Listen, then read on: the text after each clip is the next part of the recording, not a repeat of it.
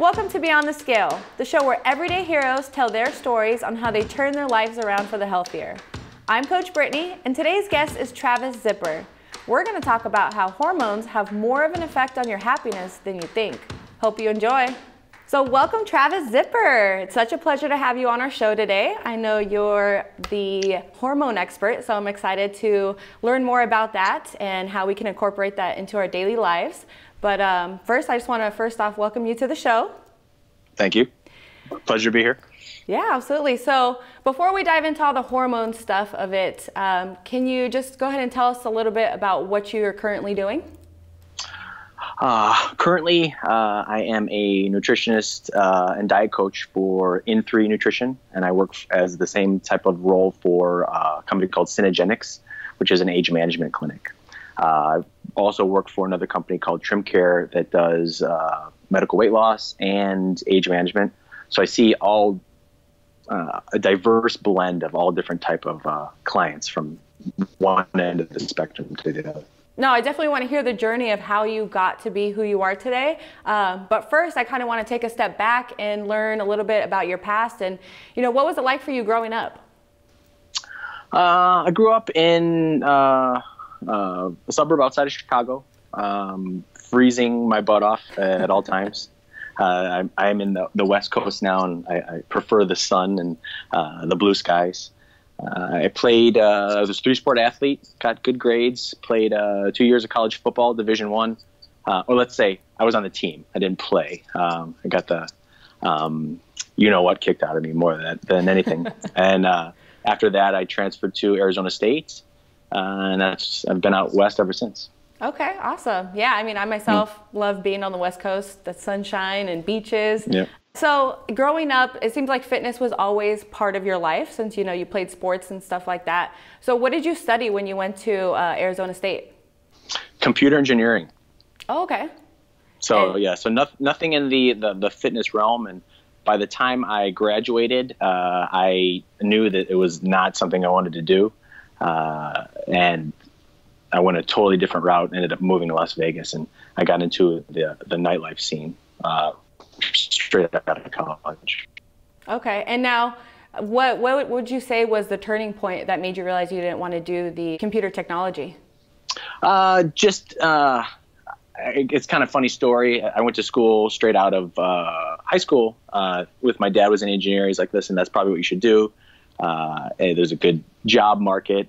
I was 18 years old, wanting to play football, not realizing that I maybe wasn't an engineer since I had issues finding the studs in the wall when I was hanging pictures. So that might have put two and two together.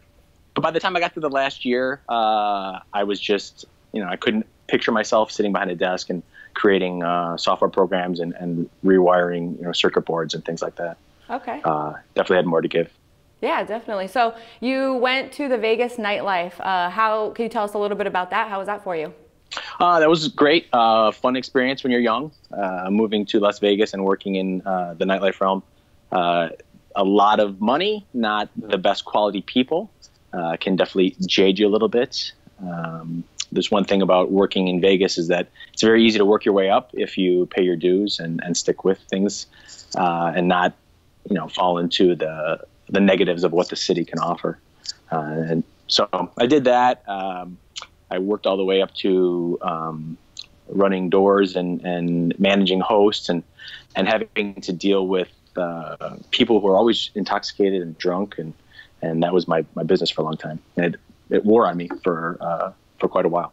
Okay. And now what got you out of that? Because I know that's not what you're doing now. So what caused you to get out? So yeah, that was about 2006 when I got out of it, and it was just a breaking point of one year where there was the straw that broke the camel's back. It was an industry of what can you do for me now, not what you did yesterday, and you're only as good as your yesterday's sales, so to speak. And it was just not the quality of the life I wanted, and I pretty much just gave up a huge job and I moved to California and started working for a home care company, making $15 an hour. So the home care company, what led you to that? What drew you to taking that position? Less stress, and it was a friend that owned the company, and my best friend lived out west, so I moved out there. I had a big goal of I wanted to live on the beach, have a little dog, drink coffee in the morning, run on the boardwalk, things like that. It was a good idea, but it technically didn't work out when it came to living and working. Got it, got it. So, I mean, you're the hormone specialist now. If I'm not mistaken, you've struggled with hormone deficiencies yourself? Yep. So I've been in the CrossFit realm for many years. A high-level competitor, being in regionals 4 different times, and the hormonal issues that I have is something that probably hits a lot of people, is running yourself into the ground. And it doesn't necessarily need to be from CrossFit. It can be from having 3 kids, driving around to soccer practice, having your own business, can all add up. So it was an adrenal issue that really kind of knocked me out for the count. And it was how me battling back from that, which is not as severe as some medical conditions such as like cancer or anything like that. But if anyone's ever been wired and tired and crashed, it's definitely nothing to look forward to. Now, were hormones something that were on your radar before you found out that you had the deficiency? Like, did you know that that potential low hormones could affect you? Were you knowledgeable in that area? Yeah. So, I mean, this only happened probably a couple years ago. I've been in the medical weight loss realm is where I started. I started coaching people through that, really overweight people who had very bad habits. And so you were starting at square one. And eventually I moved into the hormone route of reading labs and working with patients on the hormone side, because the clinic I worked at did both. So I became very versed at seeing labs and prescribing. Not necessarily I was prescribing. I was always working underneath a doctor, but I was the main point of contact for them before doctors would sign off on things. So I knew sex hormone side of things very well, and it wasn't until I really got into functional, integrative training that I started to learn about all the things that the medical system misses, like adrenals and stuff like that. And it was when I actually got into the training for it. They take you in as you work underneath a mentor, and they do all the tests on you, and that's pretty much when I was at my lowest. So. Oh, okay, interesting. So once you found out that you were at your lowest, is that what kind of made you just really go full force into hormones, or did it still take a while till you? No, I've always been in it, but I would say it's the functional training that I got, learning how to help people through food and lifestyle, and fix a lot of things from gut issues to thyroid to sex hormones, that it doesn't always need to be bioidenticals. You don't always have to treat every problem with a medication. That almost all of it's fixable through how you live, how you manage stress, and your outlook on life. Absolutely. So would you say hormones, having the right balance of hormones, affects your stress level and keeping that down? I think they're all interconnected. Okay. So if your stress is down, it will you'll have a much better hormonal profile, and then if you have a better hormonal profile, you'll be able to manage stress much better. So think of it; it's always like a yin and yang situation. One's always impacting the other. Okay, and now so when you have people that come in with low hormones, how do you go about getting those hormones level up? So it really depends on the situation of the patient, and it depends where I'm working. If I'm working in an age management clinic, which is pretty much what they're coming for, is that they know they already have very low levels. They're coming for some type of replacement. That's usually the first angle of the first area that you work on. Now, for the nutrition company that I work with, that works with athletes, it's exact opposite. It's always try to balance things through reducing stress, improving food, and toning down the quantity and the intensity of exercise, and balancing out life. So if someone comes to you and obviously if their diet's a mess, if they're not sleeping, if they're super stressed, you always want to attack those factors first. Okay, and now would you say now that you help all these people with hormones and getting their levels up, and then you also do the nutritional coaching, does that bring more value to your life? Do you feel happier than when you were, back in Vegas, working in the nightlife? Yes, 100%. I've actually, we've started teaching, inspiring coaches about how to teach them how to, work with clients and work on the hormonal range or the hormonal spectrum.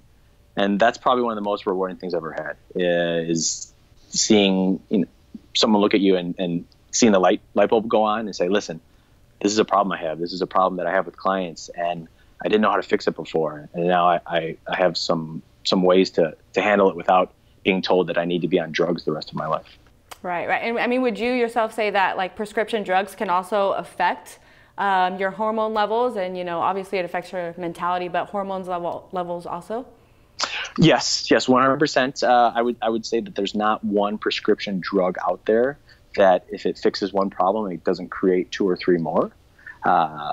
So it's weighing the positives and the negatives. If the positives outweigh the negatives in a certain situation, then yes, it's beneficial. But other times, I would say 90% of all problems usually can be fixed through diet and lifestyle. But of course, there are always the exceptions to that rule. Right, absolutely. So, I mean, in your opinion, you see a lot of people come in, I'm sure men and women both. Even, do you deal with the younger generation also? Define younger generation, like 20s, 30s? No, like teens into the 20s. I don't deal with a lot of teens in terms of hormonal issues. There's not a lot of them. If they are, but don't get me wrong, the teenager years, the teenagers that are having hormonal issues, it's definitely increasing, even through the routes of, PCOS and the rates of thyroid issues, even in teenagers, is almost skyrocketing compared to where it was. But I don't deal with a lot of teenagers because that involves you need to have the parents involved on any situation. Mm-hmm. When that occurs, they need to be aware of everything that's going on, and a lot of nutritional coaching and tweaking. And I don't know if it sets the right mindset for teenagers. Right. As a family, eat good, healthy foods that come out of the ground and try to get a balance, and not things out of a bag in a box is how I would approach it. Okay. Now, a lot of people that you deal with, are they, clueless about how the hormones are affecting their daily life? And do you find that, you really have to educate them on that? Because I know hormones isn't something that's really talked about a lot, at least that I hear about. So I'm kind of wondering what the knowledge base is that you see. I take a dual approach to it, considering the different realms that I work in. But yeah, I would say very much hormones are a topic that most people don't know a lot about. And what they do, they read and they become Dr. Google by something that they read on one blog from someone who hasn't been working with patients for a very long time and doesn't have the experience, or something they heard from the Jim Mayer. And education is very, very, very powerful. That's why, helping teach the next generation of coaches and health practitioners and inspiring, athletes is, I believe, the future. Okay, so you talked about balancing your lifestyle. How do you go about, overcoming roadblocks that come in your way? It really is going to depend on the client or the person that you're working with. Removing stressors, getting sleep, eating cleaner foods are going to be the biggest ones that people have control over. But then again, if someone has 3 kids, is working 2 jobs, has to put food on the table, is working night shifts, there's sometimes that you can't change those aspects because they have to put food on the table for their children. So you try to work on, working around it. So it will depend on the person's situation, like what stress relieving activities do you build in? Do you focus more on the food? Do you focus on more relaxing type of exercises versus super strenuous CrossFit classes that can run people into the ground even more? So when it comes to balancing, there's always a checklist that you're going to go through based on any assessment that you have with the client and what they come in and what they're suffering from. And it's pretty easy to pick out the areas that they need to work on. And then you want to focus on the number one area that you're going to have the most ability to impact positively. And, working nights might not be something that someone can get rid of, but eating better foods, go getting a massage, sitting in a sauna, spending time with friends throughout the week, things that can de-stress the life can go a long way. So what would you say are some big stressors that can really cause, or like the number one stressors that can cause your hormones to go out of whack?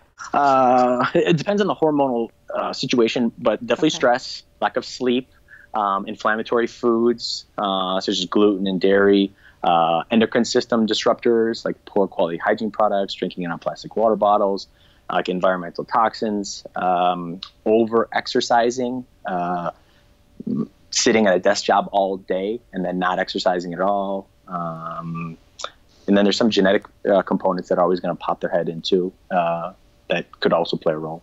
But the list could literally go on and on. That's why it's always different with each person that you work with. Right, every body's different, so totally understand that. So what's your take on diets? How can that affect your hormone levels? Like what are some good foods to incorporate into your diet so that way you can try to keep your hormones level? Just like everyone's body's different, there's no one food plan or diet that's going to work for everyone. But what seems to have the best results is not depriving yourself of any one particular macronutrient, be it protein, carb, or fat, getting a diverse blend of all different types of foods. People's gut flora and their microbiome has been shown to be much more diverse when people eat upwards of 75 to 100 different foods a day compared to people who eat less than 25. Oh, so that's why I always want to say, eat as many different foods as you can. Eat things that come out of the ground. Eat the rainbow color of vegetables. Don't be afraid of fats, presuming the fats are good fats, not trans fats and poorly raised animal fats. Fats are what make hormones. So if you don't have enough fats in the diet, your body can't process and create hormones down the road. And then antioxidants play a big role, but hands down, the biggest thing that you want to remove or eliminate, or let's say use it possibly in moderation, are inflammatory foods. Gluten is very bad. Dairy can be very bad. People, refined sugars, trans fats, things like that. Okay. And what about soy? How does that affect hormones, or does it affect hormones at all? Yep. Okay. So soy is kind of like a double-edged sword. In certain situations, it can be okay in moderation. In other situations, it's always a negative. The problem with most soy in America is that 95% of it is a genetically modified crop. So people aren't familiar with what a GMO is in the nutshell, is it's a seed that's altered and injected with bug killer and weed killer. So weeds don't grow on it, and so bugs don't want to eat it. So think of it, I tell people and tell clients, is that I don't want to spray off and Roundup on my food. And that kind of usually hits home. So that's why most soy is bad, but soy is also considered it can be considered a xenoestrogen, which is an exogenous form of estrogen, or a phytoestrogen, meaning that it comes from food. It can get into your body and it can activate estrogen receptors, pretty much turning on the cell to either create estrogen or shut it off. So pretty much it messes with our own hormonal flow. But in situations that are like, for instance, a postmenopausal woman who has very low estrogen, having a little soy in the diet could be a benefit if it's a good quality soy. For the general population, most of the time, it's something you avoid, and if you do get it, you want to make sure it's organic and in smaller quantities. Okay, and now, so if someone shouldn't be incorporating soy into their diet, what other alternatives to dairy would you recommend? For dairy, meaning just dairy for the protein aspect of it, or would you dairy just for like cheese, and what main food item are they trying to replace? I mean, I would say maybe like the milks and cheeses. Okay, so the milks are pretty easy. There's almond milk, there's flax milk, there's rice milk, there's coconut milk. Every one of them is going to have a little bit of different consistency. If you're removing dairy, the dairy that can be the most inflammatory are cow's milk products. So going with a goat cheese, or like a buffalo mozzarella, or a pecorino romano, which is a sheep product, is going to be much better for people and not have that one inflammatory protein in it. And then in terms of milk, like I said, we talked about that. Cheese, ice cream, there's coconut milk ice cream. There's almond milk ice cream. Those are pretty tasty. Dairy, dairy is one of those things, unless it really has a profound impact on you, like it really messes up your stomach, it's inflammatory to a lot of people. But if it's in moderation, is it the end of the world? No. But eating the whole tub of Breyer's ice cream, at one serving is probably not the best for you. Right, definitely. So, I mean, you seem really passionate about health, fitness, as well as, of course, hormones and diets. Do you feel like you found your purpose in life in the area that you're working in now? 100%. And I can even streamline that and take it one step further, is you find purpose in working with people that share your passion for it, that also want to pay it forward and show and help other people. Because, for instance, when I work in the medical weight loss clinic, they have a tendency to have patients who come in or are looking for a quick fix, looking for diet pills, not really looking to put in the work. And then even at the age management clinic that I work at, which is focuses on diet and improving exercise and works on 180 degrees, turnaround, you just don't see them enough. So when you work with people who you have regular contact with, who are passionate, who are ready to go 100%, and you see those results, there's no better feeling like that in the world. So when you are dealing with a client that wants that quick fix, and you're trying to change their mindset around to teach them the benefits of incorporating all of these things in your life to eventually live your best life, how do you really work on their mindset around that? So it's really going to depend on what type of client that you get that comes to you. Mm-hmm. So if you use a weight loss clinic versus a nutrition company, people who are coming to a weight loss company who are looking for diet pills or some medication, you know that mindset right off the bat. And you're going to get some different people who are willing to put in the work. But overall, if they're looking for a quick fix, you can tell that. You have to just be upfront with them. Say, listen, this is what it's going to take. Are you willing to put in the work? And gauge them on their response and if they do put in the work. When you work with nutrition companies, people that come to you, they've usually done other things. They've tried other diets. They've maybe tried medications.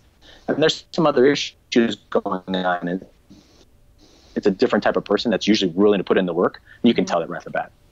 A lot of people out there, I'm sure, after hearing about hormones and how they're affecting their daily lives, would be potentially interested in getting their own hormones checked. Is that something that they would go to their regular doctor to, or where would someone go if they want to get those levels checked out? So there's a couple different ways that they could go about doing that. The easiest and I would say normal route is to, go to the doctor, say, they'd like to get hormones checked, blood levels, and most doctors they'll be able to run a standard panel on them that will show some areas that need work. But there's a lot of times doctors too who aren't working in the hormone realm will only order a small amount of tests that really doesn't paint a really accurate picture about what's going on.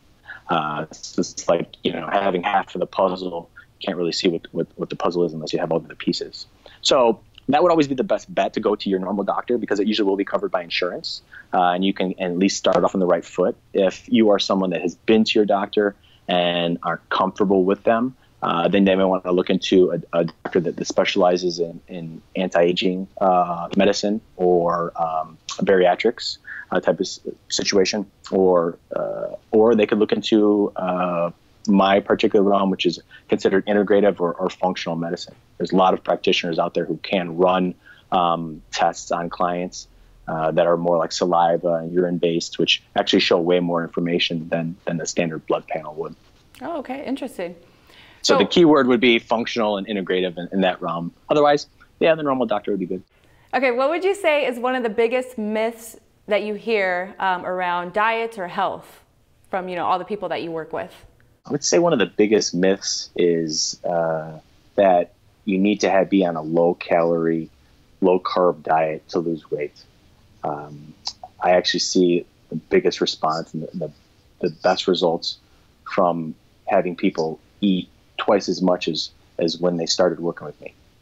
It's a lot of times when people are eating small amounts of food, over-exercising, they run their body down into a state of exhaustion. And when the body's exhausted, it enters in almost like a mini little starvation state that says that, if we're starving, we're not going to run everything else that, reproductive hormones, gut issues, thyroid, things like that. And that's where a lot of these problems with diets are coming from, originating. So the fact that you need to eat less, exercise more to lose weight is probably the biggest misnomer that I have to quell all the time and re-educate about. Yeah, I'm glad you shared that, because I mean that's something big that I hear going around right now, like either low carb or no carb diets, and I mean people are just getting so infused with that. So I'm glad that we can share that and let people know the truth about it, so that way they can be living the best versions of themselves. Yeah, for sure. So we just recently had Jason Phillips on the show with us, and can you talk a little bit about your vision with Jason and the IN3 nutrition programs? Yeah, so Jason was a very, let's call it inspirational person that I met in my life. And it's the reason I've been able to grow with him in the company. We recently branched off in 3 and created a sub-company called Nutritional Coaching Institute, where we are actually coaching macro coaches, inspiring and going through hormone certifications and focusing on the mindset portion of dealing with clients. And it's very application based versus, here's a bunch of theory, that this is a protein, this is a carb, and this is a fat. And, how do you actually tell a client what they should eat to have them hit their goals? So besides In3, which is primarily just coaching individual clients, we've also branched off and created a sub company, or it's a same part of the company, but to teach the coaches of the future. Awesome. And now you mentioned the hormone certification. I haven't heard of any other hormone certifications out there. Are you guys, the innovators of this, or? There are some hormone certifications out there for more functional, diagnostic, practitioners that skate the surface of a lot of the issues. But I created the course based on information that I've compiled over my years of working with all different types of clients. And the education portion of, it's easy to look up online and to see what testosterone is, okay? But how can you maximize it? How does diet affect it? How does alcohol affect it? How does sleep? How can you make relatable terms and tips and skills that people can actually use to maximize it? So we go through what the hormones are. We go through testing, the right testing, where to get it. If you don't want to go through a doctor, how you can get it online. If you don't have to go through insurance, we go through how to, maximize things naturally through supplementation, through food. And then lastly, if the hormone replacement route is the next route, how to navigate the medical system and make sure that you're getting the most from your doctor, and not feeling like you were kind of brushed off or treated like a real, patient. As patient care in the medical system these days is lacking in my eyes. Yeah, I mean, I love that you guys put that together. You guys are going to change so many lives in the world. Just creating those coaches and them being able to spread all that great information. I absolutely love what you guys are doing.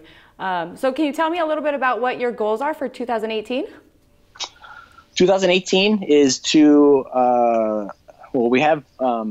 we also teach level 1s, which think of as introductory nutrition coaching based on a macro-based plan, which macros are, the protein, carbohydrates, and fats. Mm-hmm. So we have, I think we have about 6 or 7 level 1 scheduled, and then 4 specialist courses with the hormone and the mindset. And then we're also going to take our first level 1 overseas and start doing it in other countries. Oh, so nice. I would say the goal is to teach over, to have over 1,000 people get through our program and pay it forward. And me and Jason are very big on. There's only so many people that you can impact and have an impact on yourself. But if you can teach other people to do what you're doing, then you can create an army of people that are affecting the world for the better. Absolutely. So for our listeners that are interested in getting involved with your program, how can they go about doing that? So they can come to in3nutrition.com.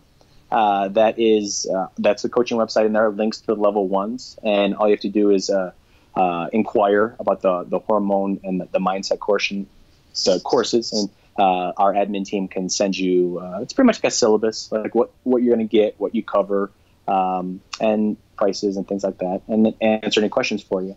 That's pretty much the best source of it. Awesome. So in3.com, you said? Yep. in3nutrition.com. Perfect. My last and final question for you here, Travis, is what does living beyond the scale mean to you? Living beyond the scale to me means that the scale should not be a part of any decision that you make in your life. Okay? I routinely see people that are infatuated with a number when they bypass and don't think about how their quality of life is. Okay? The scale is a tool. It should be used as a tool, but it should be one of the introductory tools. And you should learn how to live your life through how you feel, how happy you are, your interactions with other people, and what you give back to the world. The scale is one thing. The scale is just one aspect of how you can do that. Absolutely. It's all about feeling great and providing value, just like you are. And, thank you for sharing everything with us today. For all you listeners out there that would like to take part in Travis and Jason's courses that they've put together, you can visit in3nutrition.com to learn more or get signed up. So thank you again, Travis. It was a pleasure having you, and I hope you have an amazing day. Thank you. Thank you for having me. Yeah, absolutely. Bye. Thank you for tuning in to the Beyond the Scale podcast. Make sure you follow us on social media so that way you don't miss an episode.